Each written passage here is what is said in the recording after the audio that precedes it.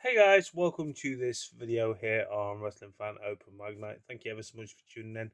If you're new around here, hit that subscribe button, hit that bell icon. Before I start this video, I do apologise if I end up start coughing or anything like that, because quite honestly, I've got a cold and it's been bugging me all freaking day. Luckily enough, it's my day off from work, and I thought I'd do a video for you guys. So I thought I'd give you that heads up. I went to bed perfectly fine. Woke up feeling like shit. I'm sweating. I'm snotting. It's just gross. Um, Quite honestly, it's fucking annoying. I can't shift it. I'm trying not to cough as much in this video for you guys today. Now, I want to actually say to you guys is that I don't often talk about TNA Wrestling at all on this channel, let alone at all anymore. I stopped watching it, I think, 2016, 2017. Because obviously work and personal commitments. Keep in mind, I used to, back in the early days, when I first started doing YouTube videos in 2010, on a separate channel to this, I used to do Raw, SmackDown, NXT, TNA, and all other companies that I could get my eyes on. I did it for 5 years straight, and it burned me out. Talk about loads of wrestling companies. Obviously, I've whittled it down to whatever I want to talk about now on this channel. But I just want to say this with TNA Wrestling, it's serving its purpose, but it's starting to really frustrate the IWC because it's bad enough when they had that working relationship with WWE. They probably still got that working relationship with WWE. I don't keep up with it. I'm still waiting for the buyout from WWE and TKO to happen maybe this year, next year, or the year after. But I want to say this, right? It's becoming annoying to the point where I think it was Maple Leaf Wrestling. They literally had a working relationship with TNA and AEW sort of thing. They had rematches happen. Then out of the blue, last year, I think it was last year and the year before, they stopped working with Maple Leaf Wrestling. TNA stopped working with Maple Leaf Wrestling.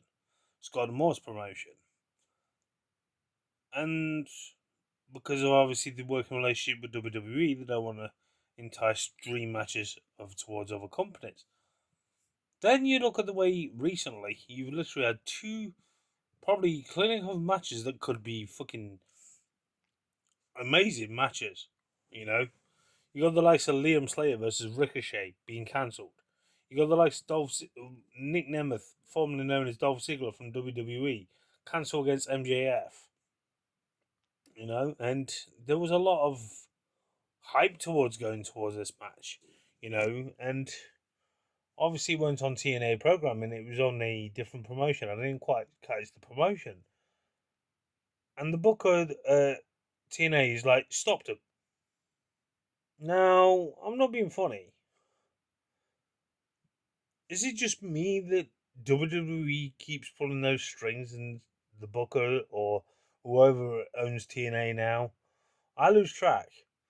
I feel like they're literally pulling the strings. Oh no, they can't face each other because stuff like that. And you look at the way TNA is at the moment. I feel like, being honest with you, there's a select few talent that could be ideal for other companies, not in WWE.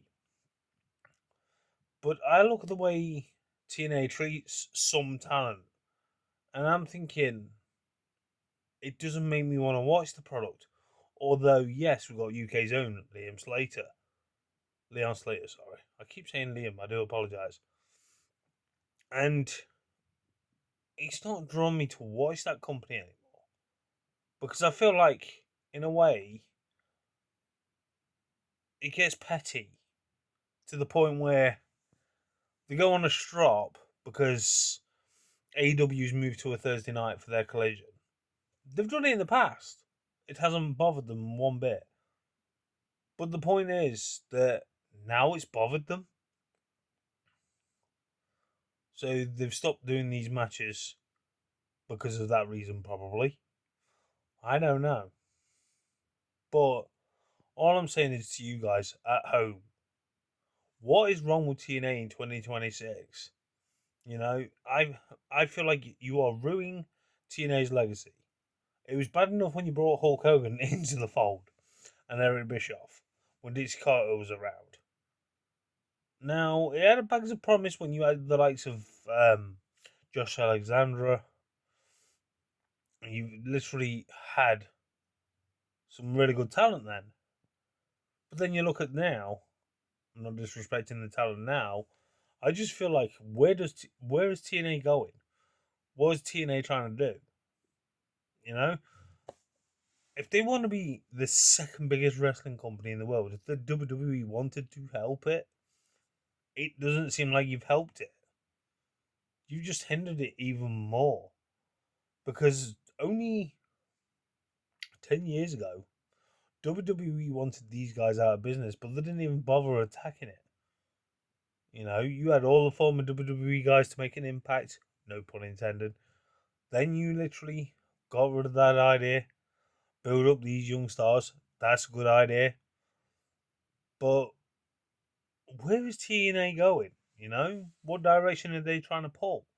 Because I feel like when I look at TNA this day and age, I don't have a reason to tune in. You know, and that's me being honest. I do not have a reason to tune in. You know, that's weird to say, but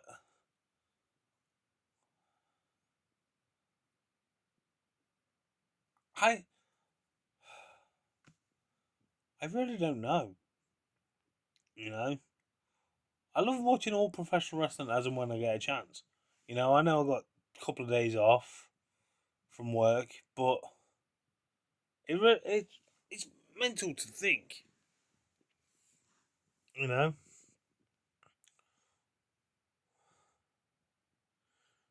I'll tell you one thing though. What does excite me, which I was really surprised that I was excited about, AEW. You know, and not saying because being excited about the company. I was just wondering. I was just wondering what they were going to do with Jericho. I didn't do a video on this. Sorry, guys. I wasn't going to do a separate video on this because there's a lot of hatred at the moment towards Jericho going to AEW because he didn't go back to WWE. But I was intrigued to see what they're actually going to do with him. And him versus the likes of Ricochet. That excites me, right? I love the comparison when people say about aging wrestlers in AEW compared to what WWE have. You got to realize this: when it comes to AEW, they do not have the work schedule like WWE. So the aging wrestlers that already pretty much, sorry guys, that they've already got on their roster, they do a grueling schedule more than AEW do. So it's going to age them a lot more rapidly.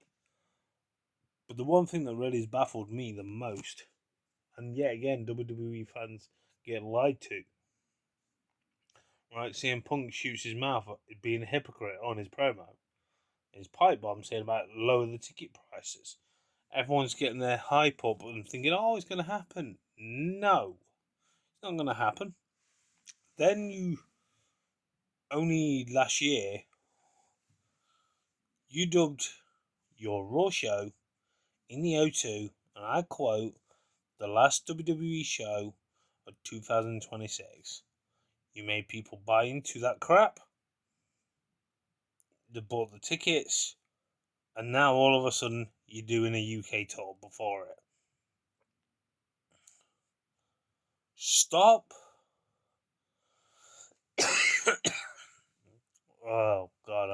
shit.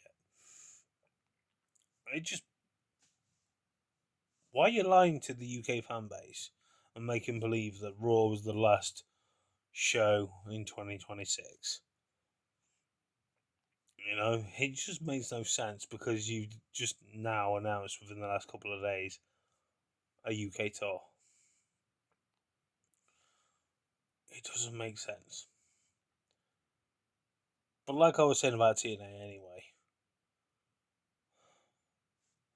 I can't draw my eyes to that product. You know, it's been a shambles out for a while now, and it just, there's, I don't know what to say about the company. You know, that's just me being honest. Tell me your thoughts, and I'll catch you guys at another video. Hopefully, when I'm better. Until next time, catch you guys soon.